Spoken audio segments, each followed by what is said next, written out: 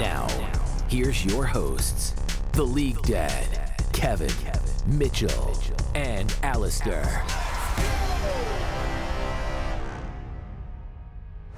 What's up, gamers, and welcome to another episode of the All In Podcast. I am the League Dad, and as always, I'm joined by Kevin, Mitchell, and Alastair. We are finally here getting to discuss the LCS roster. We've been holding off all preseason as much as we wanted to talk about it earlier. We wanted to wait till everything was kind of finalized, and that's pretty much the case now. And with LCS starting in just a couple of days as of this recording, we finally get to dive into it. So I'm really excited. And I just want to dive in, but before that, let's just get a brief update. How you guys doing? How have games been? Are y'all looking forward to new patch? Which I know we don't need to talk about too much, but it is going to happen soon. Yeah, I'm doing well. We've been watching all the other regions. LEC has been pretty fun. Lots of cool stuff. Bo is really hype. And then the real preseason patch is coming soon. So that'll be fun to look forward to because maybe the meta will actually change. Yeah. I'm definitely looking forward to the games. As for the next patch, I certainly have mixed feelings about it. But we'll do an episode specifically on definitely. That, so into it right now. I'm sure you're gonna have a lot to say, so we'll definitely drop another episode just on the patch.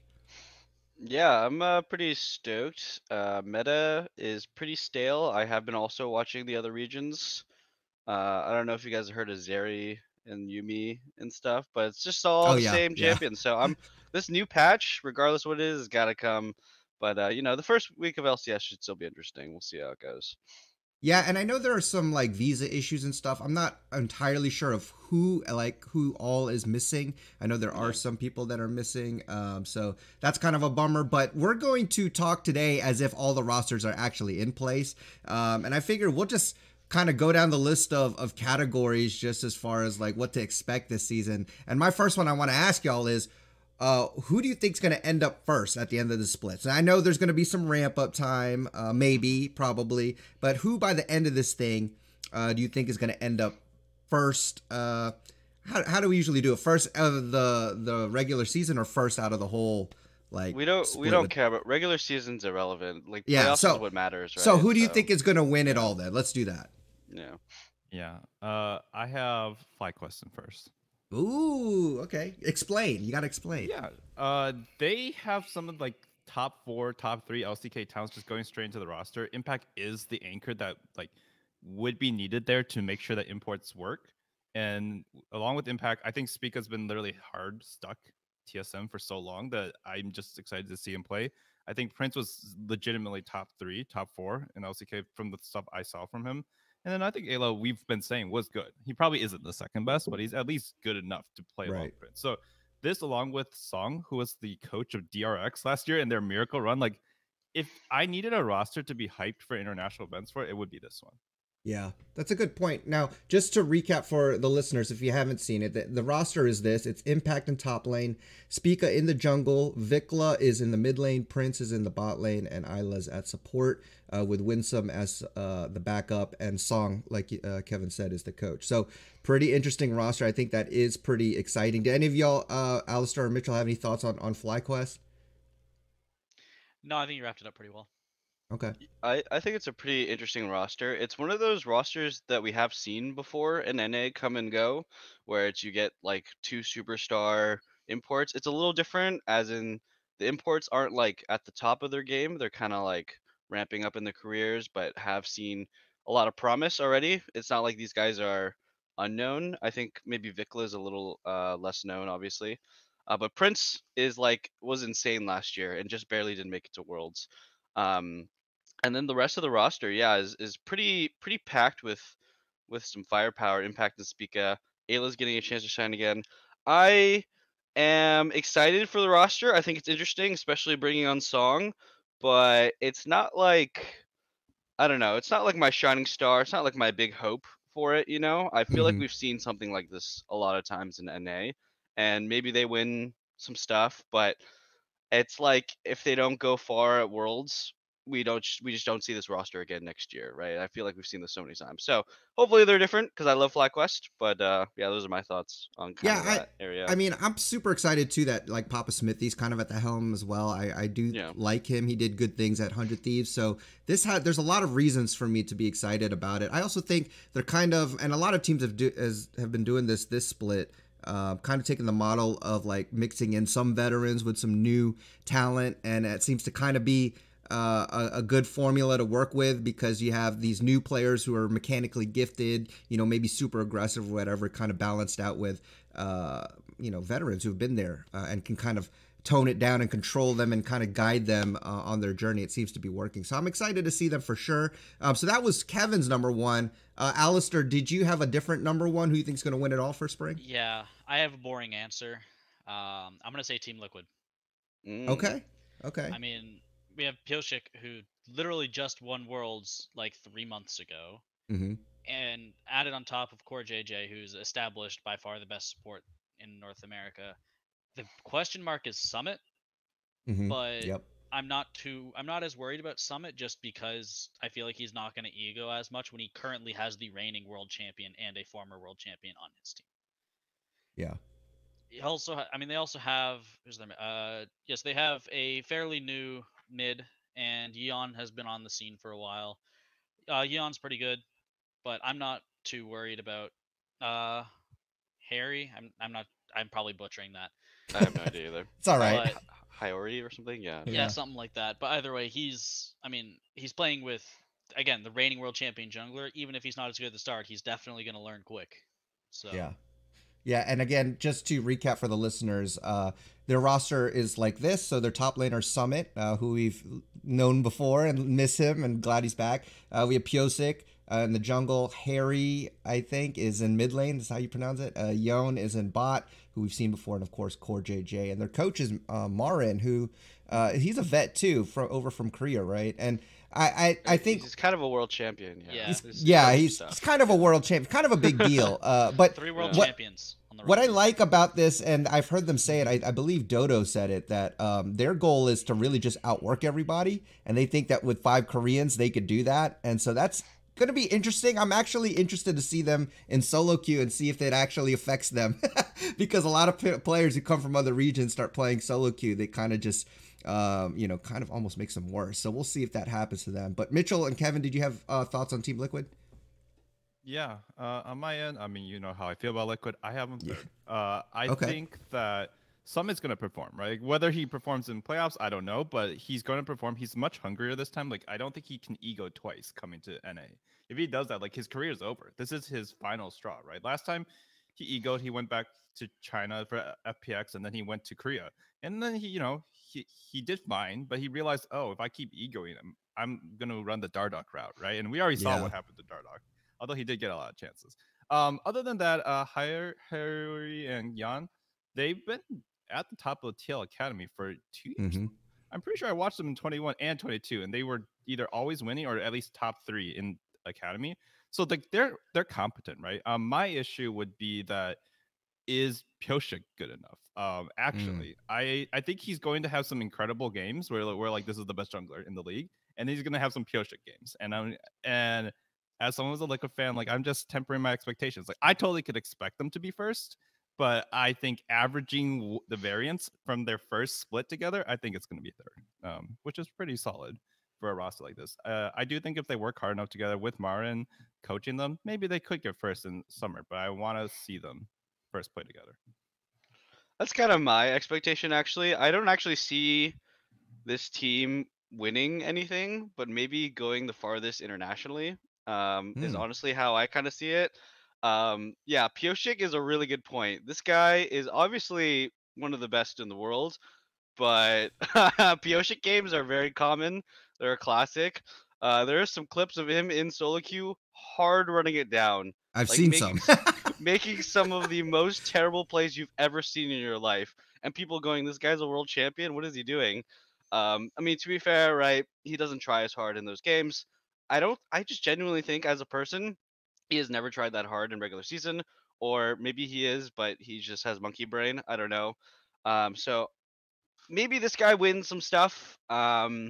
I could see them winning summer, this team, rather than spring. But this is a team that's like a really big experiment, like outworking everybody, Mm-hmm. working really hard to have a full Korean environment and stuff. It's completely brand new. It's unprecedented. It's a really weird experiment too, especially you have two rookie players that are in NA and they're gonna have them speaking Korean. Um, I have very tempered expectations on the experiment, and I don't think it's gonna churn out results immediately, because it's just pretty weird, right? So this could be just they win everything and they go far at MSI and Worlds. That could be this team, honestly. Yeah. Or how I see it, I think this team's gonna do pretty well both splits, not win anything, and if they make it to Worlds, probably be the best Worlds team we will have. Because they've just so many of them have done it at Worlds. That's true. So I have some very tempered expectations of the TL roster, but I like Yeah. it. It's really interesting. I guess we'll have to revisit after the spring split ends to see where they stack up, because like you said, it could be a bust, could be really good. But Budget Mitchell, roster, what? by the way. Budget, I know, right? Come up. Budget. Oh my yeah, bad. yeah, that's right. Budget roster, by the way. Mitchell, what is your number one pick? Do you have something different? Yeah, I do. This one's a bit of a lame one. I'm gonna go with C9 actually. I Okay. actually think C9 is gonna win spring. Not because I think they're the best team or the best roster, but I picked a team that mostly didn't change, Yeah, and they felt that's a they good point. upgraded in the mid lane with a pretty good pick. And honestly, I've always credited C9 with just being the best team in spring year after year. Okay, they did win summer last year, which is great, but they win spring so often. So I kind of went with that. They barely changed their roster. Berserker is probably going to come in as still the best ADC. Maybe Prince and Doublelift can overtake him, but it's hard for me to say that they're going to, right? When Berserker actually has some comfortability with Sven. So, yeah, I think they're going to win spring. And then I think other teams will kind of ramp up during summer when it matters more to get into Worlds. Um, Yeah. but yeah, I mean, Cloud9's, it's hard to doubt them for spring split championships. Yeah, I mean, and I think you said yours is lame because it's a safe bet. I mean, but that's in a good way for C9, because they are Yeah. like you said, they're mostly unchanged. They're always pretty good in the spring. Their organization in general seems to always, whether they get new players or not, seem to come out pretty good and get players on the same page, even if they're new. So I think that's a good point, valid point. Kevin or Alastair, do you have any thoughts on C9? My thoughts on C9 is I have them fourth, actually. It Okay. was pretty close between them and Liquid because, yeah, obviously they're a good team historically. I just don't think the team. I mean, they went fourth last season, spring. So that's one. That was Two, with I think Summit too. Yeah, that that's was the weird true. Summit thing. Yeah, That was the Yeah. summit thing. That is Yeah.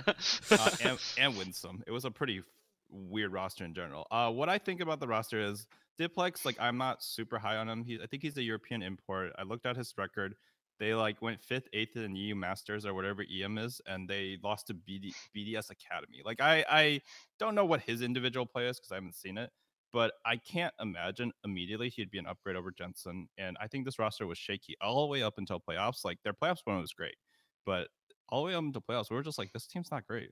They're not going to do that much. And I think that usually it's a good sign that they didn't change anything too much, right, through their roster. And I think Fudge should get better. Blabber's still really good. Berserker can only get better. And then who's their support? Sven Sven. is good. Mm-hmm. Is on his second split of support, so he'll be better. But that Worlds was tilting, guys. Like, I've seen very good rosters just get destroyed at Worlds, TSM, and just come out a shell of their former selves. So Yeah. I just have less excitement for them. Like, realistically, yeah, they're probably a safer bet for top two, but I just don't have I'm not high on them right now. There's Yeah, not it's the a boring answer. new Yeah. toy effect. Yeah. Yeah. I Yeah, think. for me, Yeah, I'm go ahead. unsure because I don't think they have any aside from Berserker. I don't think they have any players who are top three in their role. Fudge, Blabber, Diplex, and Sven. I don't think any of them are top three in their role. I Hmm. would say fourth at best for Fudge or Really? Not Blabber Blabber? Oh, okay. because I just think like I mean if we're going for Blabber, right? His competition is Pioshik, Closer, Spica Santorin, Like Inspired. I mean, I want to say River because River's really good. He's just in Dignitas hell. Yeah. Or sorry, Golden Guardians Golden hell. Guardians, yeah. Oh yeah, Golden Guardian's still a roster. Yeah. Yeah. That's right. Yeah. And I haven't seen much of Buggy, so I don't. I just the only saving grace is with next patch. Obviously, AD carry is going to spike more, so maybe Berserker will be able to pull off a lot more much sooner, so he won't have to wait to 30 minutes to win a game. So that's the saving grace. But I'm with Kevin. I have them around 4th, 5th area. Okay. Yeah. Yeah. I'll give some quick arguments just to back my case. I do think that this is an org that they have their systems right, and they've been together a lot. I think it's gonna be much easier to transition into a really big patch change. I think that big changes like these, I mean, maybe at the start of the split it's not as scary, but like when Riot throws in a big change in the middle of splits or in preseason, a lot of teams can struggle to do anything with it. The game changes too much. The roster's too new together. The organization isn't like as experienced with stuff like this. I think that's a big boon to them.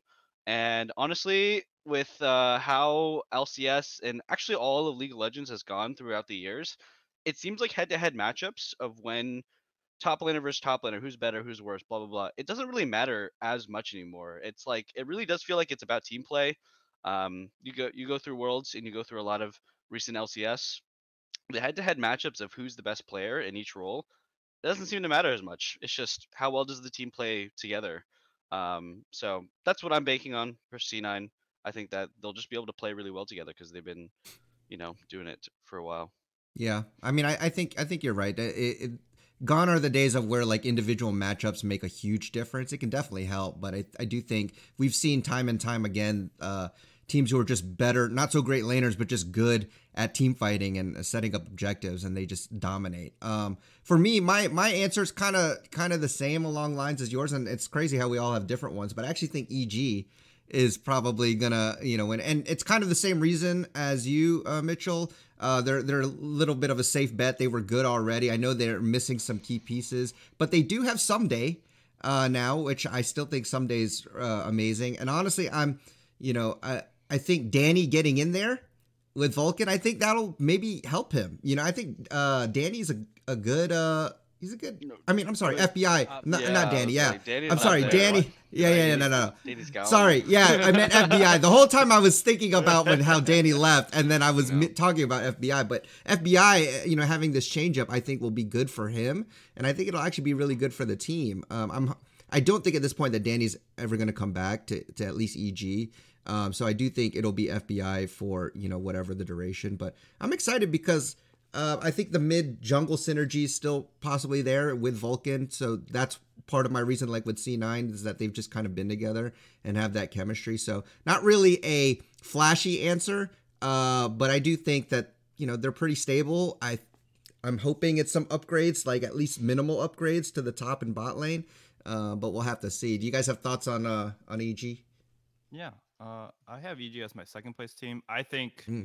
The roster, I don't necessarily think Someday's an upgrade over Impact per se, but he is coming with FBI, which I believe they've been playing together for a decent amount of time. Mm-hmm. I think FBI was in jail for a while in terms of his support, not in terms of the team, in terms of his support. I think Huhi and him had good synergy from the start, which is why they were so good. But I think Huhi dropped. Like I just don't think he could adapt to the modern meta. Sure. Supports got better.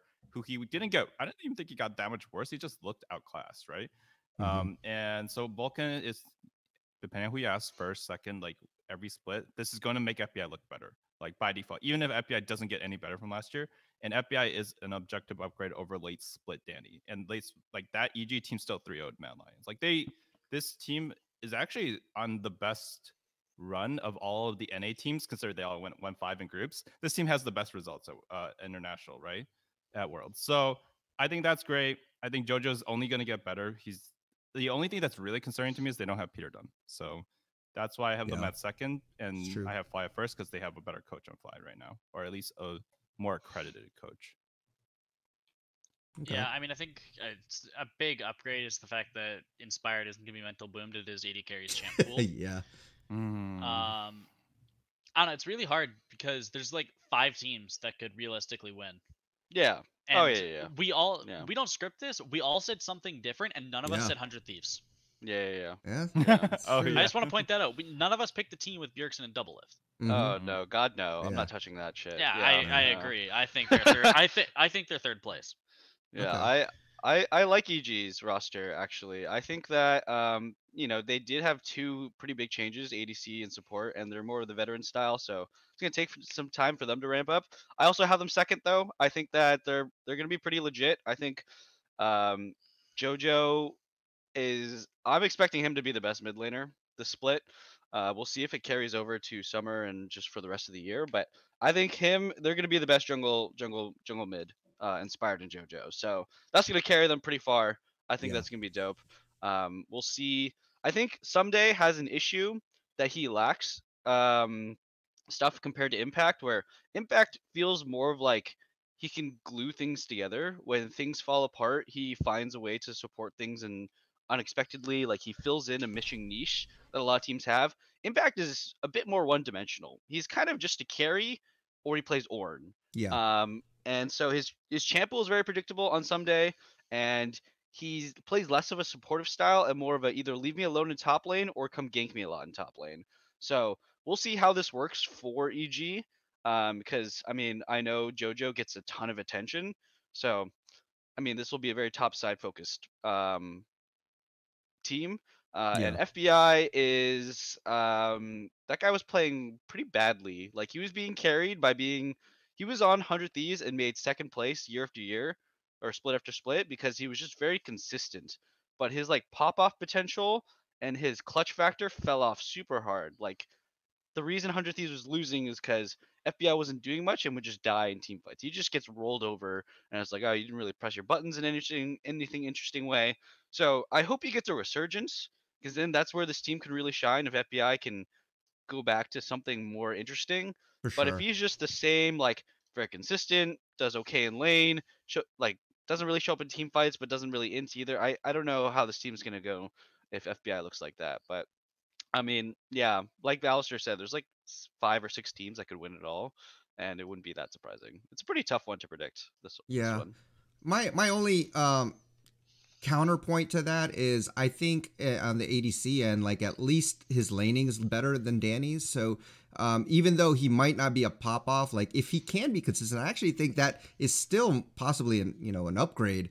If anything, just slight upgrade that he doesn't fall behind so much, because I still think you have a lot of carry potential in both Inspired, JoJo, or even Someday. So I think maybe he doesn't have to be the main pop off carry, but then again with the ADC changes, who knows? It could be that's the focus again. I mean, the laning is huge because Yeah. I mean, AD carries are getting to their IE spike 7 minutes earlier. If you're getting Yep. bodied in lane, you're down 30 CS. You're getting that power spike so much slower, and it's a really big issue. Because when you're in mid game, you just say, "Hey, I need my IE, I need my third item. Let me hit waves," and your team will let you do it. But if you're just missing that CS in the early game, it's much harder to catch that up. Yeah, it'll be interesting true. how it all plays out. So, But honestly, LCS is such a clown fiesta. I've always favored players who are clutch. Yeah. Players who just can kind of be in really uncomfortable, weird situations and come out on top.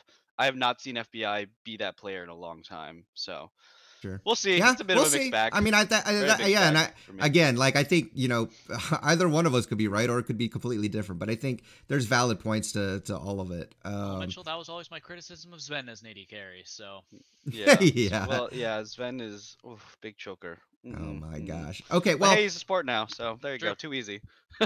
well, here's a question then. If you have a different team, so I had my number one who I think is going to win, but I have a team like actually that I'm more excited to see, just because I'm interested to see how it turns out.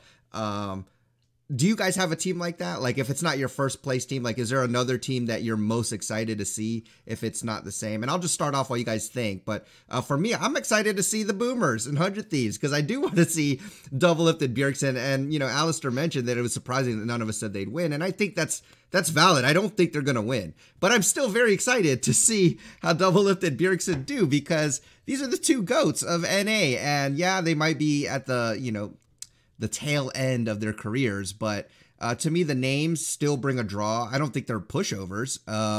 So it'll be interesting, and they're on the same team again, and pair them with some young players again. I think it will be exciting to see. It could also turn out to be a big train wreck, but either way, I'm excited to see that roster. So Kevin, let's start with you. Do you have any teams that you're really excited to see? We should just talk about 100 Thieves, I think. Yeah, good point. Let's do Yeah, that. let's just go down the list. Yeah, 100 yeah, Thieves. For 100 Thieves, I mean, I have them 5th. I think that they have like good players on it. Like I think Closer's gonna be really good, but like Tenacity is objectively worse than Someday. Guys, like he's been hyped for a while, but like he was put on the bench for a whole year after they explicitly said he would be a co-starter. That's already all I need to know that this guy's already, at least at the time of last year, not top 3. Unless for some reason they want to keep synergy. Busio, I've heard good things, but like Doublelift's record with new players in support, like he kind of breaks them. And so I hope this is more mature Doublelift. It's been like 2 years since we've seen him, but like I am less worried about Doublelift's form coming in than the bot lane's form. Bjergsen, I think, was ramping up. He didn't have a great playoffs, so there's that. But he was ramping up throughout the year. He got better and better. The problem is his better and better still wasn't good enough for me to be like super excited. So really, this team is like, can Closer hard carry? Is this his meta? I saw some Olaf in some regions, although top lane Olaf, so maybe he could play it too. But besides that, like if your bot lane's not that strong, your mid lane's not that strong, your top lane's like 4th, 5th best. Like this is a 5th place team. It will be really exciting to see them. Hopefully viewership will go up. But the downside is if they're bad, then we lose like 2 star players are just stuck on one team. I wish they weren't on the same team so we could have that narrative. But true. Yeah, I've said it before. I don't like the team. I think the addition of Bjergsen is a problem. We've seen it happen too many times, and it's never succeeded well enough. I'm going to watch it, but I don't have high expectations. I think they're going to get 3rd because I think they're going to manage to beat out Cloud9. Wow. But at the same time, we have high expectations. Yeah, that's pretty high. Fair, but they have to beat 2 teams. I have them in the middle. Okay. Yeah. Right, like I think, like we said, there's 5 teams that could win it all. We could have FlyQuest, we'd have TL, 100 Thieves, EG, and Cloud9. I think the least likely, in my opinion, would be FlyQuest, and I think Cloud9 is just gonna get, like I just don't think they're gonna be able to hold up on an individual level to a bunch of the other teams, with the exception of Berserker, like I said. I just wish they didn't take Bjergsen. I'm fine with Doublelift or Bjergsen. I wish they didn't take both. I just don't think it's worth it for their wallet. Yeah. Well, they did say, I don't know, Doublelift said openly that he took a much smaller contract. I would like to see this contract, how much money it is. What is much smaller to you? Yeah. Rich man, yeah. Also, I do want to say, low expectations for a Doublelift team is 3rd place. I would consider that 3rd place for a Doublelift team. Or low expectations. He gets some slack, some respect on his name, I think. I think everybody has a little inkling. If you're an NA fan and you have been for a while, like we all have that little thing itching in the back of our heads of like, oh shit, Doublelift's back. Is he just gonna win it all again? Is he just gonna be the best? And you know what? I've been watching his YouTube videos and I've been watching a couple of streams. Yo, he's kind of ass, guys. He's kind of bad. He's kind of running it down in his own YouTube videos that he's like sending to his editor and posting. He kind of doesn't look very good in those. So I hate to see what he looks like in his normal non-highlight worthy games. So I'm worried about that. Also, Buzio, I've only seen him a little bit too. Alastair's told me that Buzio is a bit of a psychopath. He picks a bunch of random shit. That's interesting, I guess. But also in the YouTube videos that I've seen with him playing with Doublelift, that guy's running it the F down. Oh my god. So it's just solo queue. I mean, what can you do? What can you say? But like Doublelift is like missing Caitlyn traps on stunned people. Like he's just dying 2v2 in lane for fun. He's using his flash and then dying with an auto all the way in the air. I'm like, I really just hope you're on autopilot or something. I don't know why you're highlighting this. So I'm actually kind of worried about Doublelift specifically and his mechanics. It's been 2 years since he's been a pro player. That's a long ass time, guys. That's a long time.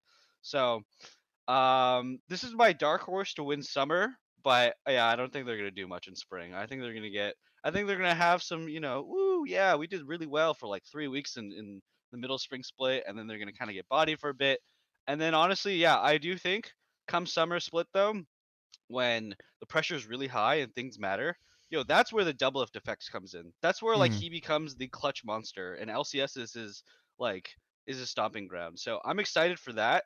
I also like to point out that Doublelift and Bjergsen, when they've been on the same roster together, they've only not won a single split, and they've been together I think for 5 splits.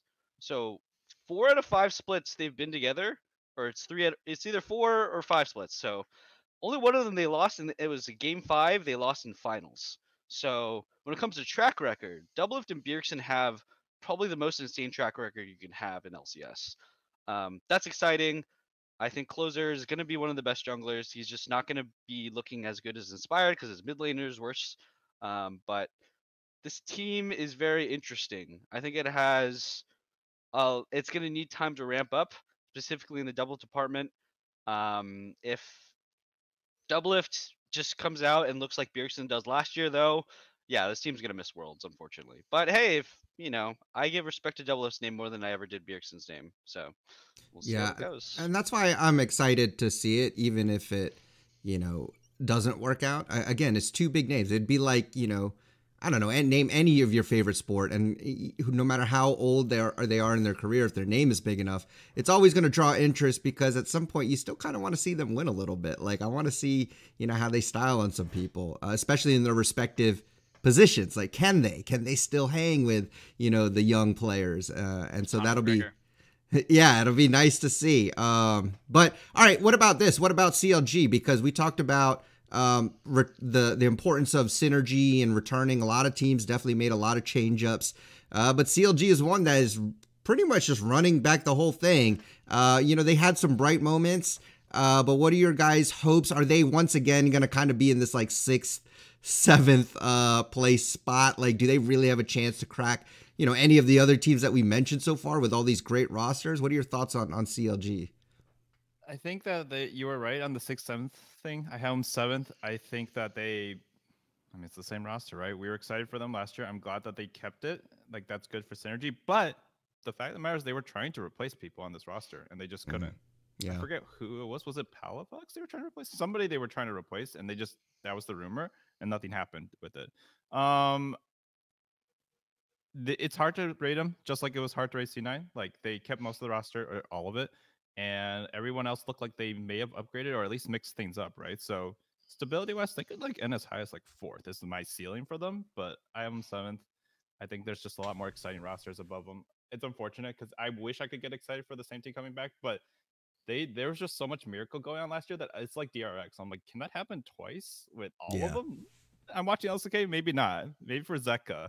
Yeah, but it's hard. And for Deft. Okay. If you want to be honest, this is the roster I'm most excited for. Oh, all right. CLG Alastair. Yeah. Let's yeah, go. I'll download his white. They bought him off last year. They bought him off. Yeah. No, it's been a running meme with Mitchell and Lotus. I'm excited for this roster because it's not a very expensive roster. CLG's finally learning, and they're running it back, and I just want to see how they will do against with so much more competition than previous years. Right. Especially last year, it was very top heavy. It feels like this year it's much. I mean, it's definitely top heavy with top 5, but that's more than top 2 or top 3 that are going to win it. Right. So I'm really excited to see how these 5 will perform against much more teams. I'm going to predict 7th, but I am excited to see what they do. Okay. Yeah, I'm interested in this team. So I didn't really come prepared with full where they're gonna be. I'm just say somewhere in the middle because Okay. I don't know. Yeah. This is too hard. This split's too hard for me to predict. So they're just somewhere in the middle. Yeah, I think they're really interesting. I also really like them too. That they did stay together. I think for the good of the LCS, this would be the best team to win. Like if this team wins, then that's the best thing to happen for LCS because then we'll just be investing. We'll be like NA talent, baby, because that's their entire roster, right? It's just Yeah. homegrown NA talent. I think, except Luger. So that's pretty dope, and I would love to see that happen. And um, last year though, they did kind of, I think they what they came ahead of is they were like better understanding of the meta compared to other teams. Like they were on the meta before other players were even close to getting on the meta. Like I remember they started with like the really stupid Seraphine bot lane things, Yeah. and then 100 Thieves stole that. And they were doing some stuff with like Poppy in the jungle really early on before other players were doing it too.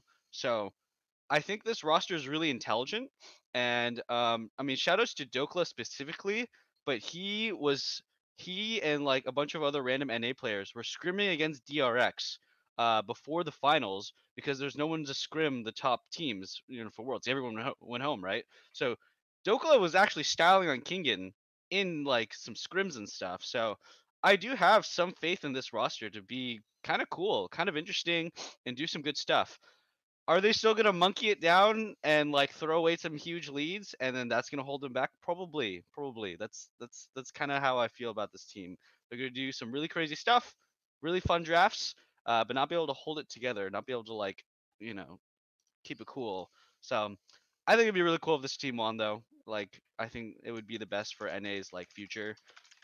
I'm Yeah. kind of over the whole all the imports and everything. Just give me some homegrown talent to root for, and that's this team. So Yeah, and it might cool. be that they may have less of egos than some other teams to be willing to play some of this stuff, because I know we've talked about this before. Sometimes there'll be champs that are so broken, but because they're so simple or so broken, or they don't have a lot of outplay potential, like, or like high skill caps, like pros just don't want to play it sometimes. And maybe CLG is breaking the mold with like, well, hey, this is actually the meta, and so we'll play it regardless of if they're dumb and easy to play. But here's the same question that I want to ask as far as cracking the top 4, top 5.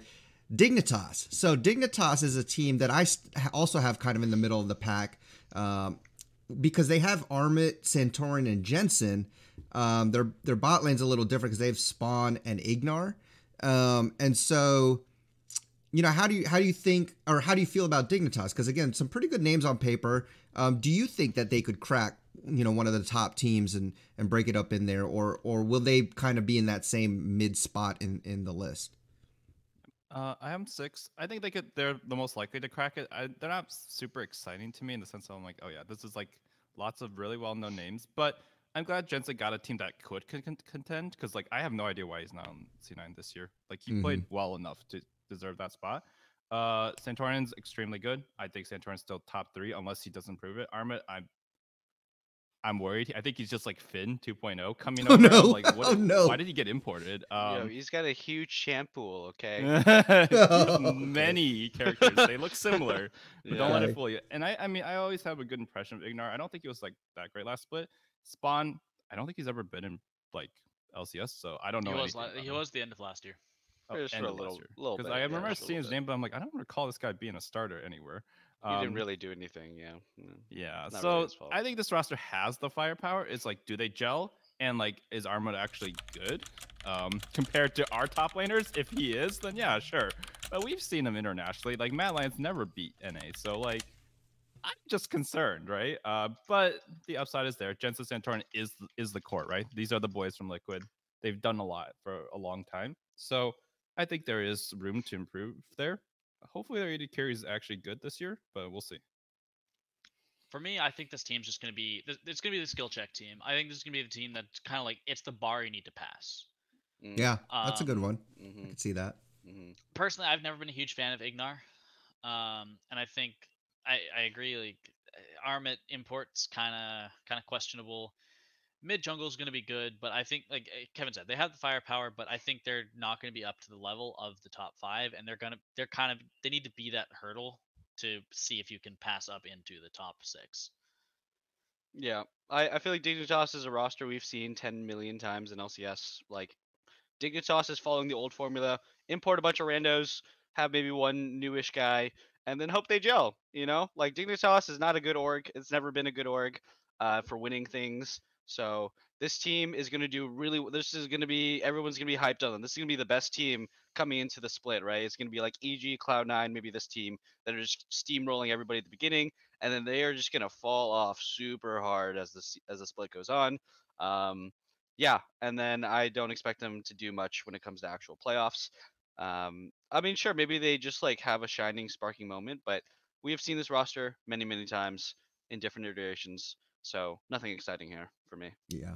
Okay. Well, now there's only 3 teams left, and this is the bottom. We've talked about all probably the quote unquote exciting teams. So let me just go down the rosters of these 3 teams, and then I'll just open it up if there is anything you want to mention, worth mentioning about these teams. So first, with on the bottom 3, we have Immortals with Revenge in the top lane, Kenvi in the jungle, Blaze Olive in the mid lane, Tactical as ADC, and Fleshy as support. We also have Golden Guardians, so Licorice is in the top lane. We have River in the jungle, Gory in the mid lane, Stixay in the bot lane, and Huhi as the support. And then finally, TSM, good old TSM right at the bottom. We've got Solo in the top lane, who I do like, so I like him. Boogie in the jungle, Maple in the mid lane, Neo as their ADC, and then Chime as their support. Again, nothing to me really exciting. It's just who's going to be last. Like, honestly, it's like who's not going to be last. They're fighting to not be last is basically what I'm saying. Do you guys got any thoughts on these scrub teams? It's obvious that GGS is the better team on paper than amongst these 3. I think they're on a different class. Like, if it wasn't for the fact that like Gory hasn't been that good, Huhi hasn't been that like Gory is fine in Korea, but I think he was a little overrated. He also went to China for a bit, and then Stixay Huhi reunited. Cool, that's cool. That's fine. TSM might be a higher ranked roster if it wasn't TSM. I don't think they have the management to make this team work. Like, there is talent there, but I don't know who Boogie is. And then Immortals is just like, this is basically a run back plus Tactical and whoever Fleshy is. So there's just not a lot to be excited about. Yeah. Yeah, pretty much same here. Yeah, I think these teams are kind of. I mean, I think that the teams that are fielding a bunch of NA players are kind of interesting. Unfortunately, I actually disagree with Golden Guardians. I think they're the worst team. I have lost all faith in Licorice. That guy is just a butt monkey. I don't know what happened to him. He has fallen down far. Also, don't have a lot of faith in 6A. So I think Golden Guardians is maybe the worst looking team. They they just look like so just not with the times. Like, I don't think this roster is good at all. Immortals is kind of interesting because obviously it's Kenvi's next year for him to try and get good. This guy was really hyped for a long time, came into a really bad roster, didn't get to do much. So I hope he gets to do something. I'm more excited about his development and less than how well Immortals does, blah blah blah. So I hope he just, gets better as a player. And then TSM, I think, is actually going to be the best team of the people here, mostly because other teams are going to just mess up around them. And TSM still felt like even last year, even though they had a bunch of new players and weren't doing much, is that they actually were able to capitalize on mistakes. They just didn't do much, laned okay, and then capitalized on a bad team's mistakes. And that's how they got to like what, game 5 in like playoffs to make it to Worlds, like with some team, right? I think it was Team Liquid or something, and it was like, this is not supposed to happen. So it was Golden Guardians actually. No, it was EG, right? TSM went 5 games with EG. That was a little ridiculous. So I do think TSM is going to be the best of the bottom teams. Yeah, that's all I have to say about those guys. All right, TSM putting some faith, a little bit of faith in TSM. Nice, I like nice it. There we go. 7th place. Yeah. Nice little 7th place. There you go, TSM. All right. Well, it's all starting for us in a couple days. So Thursday, 2 p.m. PST, 5 p.m. Eastern time. Thanks, Rito, for making a little bit of time change. Any final thoughts before the season starts and kicks off? Yeah, I got one. Okay, we mentioned it a little bit, but what the hell happened to Danny? Okay, so he had some mental, like, sort of problems that he wanted to deal with. Like, he did his step on stage. And then we heard rumors at the beginning of this year or the end of last year that it was all made up or something, and then EG was keeping him in contract jail. I remember Cadril was talking about it on his stream.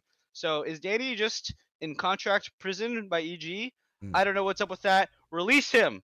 Get him out. I want to see him in summer, okay? Give me my Danny back. I don't think he will. You I sons don't of think there's gonna be bitches. teams that can pick him up.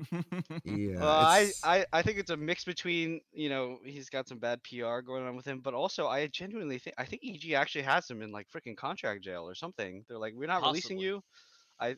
So that's my hope. That's my dream. If that's Give me the back case, he Danny. should say something, because I do think that if the rumor and stories still go down that it was his mental health, I think that's something teams are really going to consider if they want to pick him up, because it's important to be reliable. And again, nothing wrong with mental health issues, but it is something to consider that like we've talked about. So yeah, and then last thing I want to mention real quick is that I did see tweets. There was like 0 Champions Queue games once again, and I know people are getting pretty pissed, but it is start of the season. I know maybe a lot of pros are trying to just grind rank to climb, get their rank basically. Who knows? Maybe they're scrimming. I know there's double block scrims again, as opposed to just one single block. So people are saying they're in the office longer, which is like normal office hours, which I'm like, okay, that's normal stuff. But anyways, just wanted to point that out. But yeah, any last things? Yeah. It's actually been locked out. They turned off Oh, Champs Queue okay. until later on in the split where it would make sense. Okay, Basically, when yeah. all the Challengers series is done, so we have more players, they'll turn it on, and that's maybe the best compromise, honestly. Yeah. It is start of season. I do get Yeah. it, but Mitchell doesn't agree. they're running out of excuses. There was this funny meme. I think you should check on Sure. Reddit. There's this funny Yeah. meme where they're like, oh, in February, they're like, oh, this is happening. So, we're going to have to wait until this. And then in March, they're like, oh, this is happening. It's almost playoffs, so we can't do Champs Queue. I think there's just too many excuses. Yeah. Yeah, you know what? They're full of shit. Okay, Perks is being like in LEC. I want to play Champs Q now. Okay. Yeah. So, I'm so done with it, dude. And just like, any Good solo queue old sucks. North America. You're Yeah. at 60, 70 ping. Go play Champs Q, guys. What are you fucking doing? All right, Yeah, whatever. man. Exactly. All right. And Well, it is annoying. just a mini rant today, mostly positive things in today's episode. But I want to thank my co-host once again, Kevin, Mitchell, Alastair, for all your wise thoughts. Be on the lookout for our patch notes rundown. I'm sure there's going to be a lot of stuff to say when that releases. But until next time, enjoy your climb on the Rift. Try not to be too toxic, and we'll see you all on the next episode. Peace.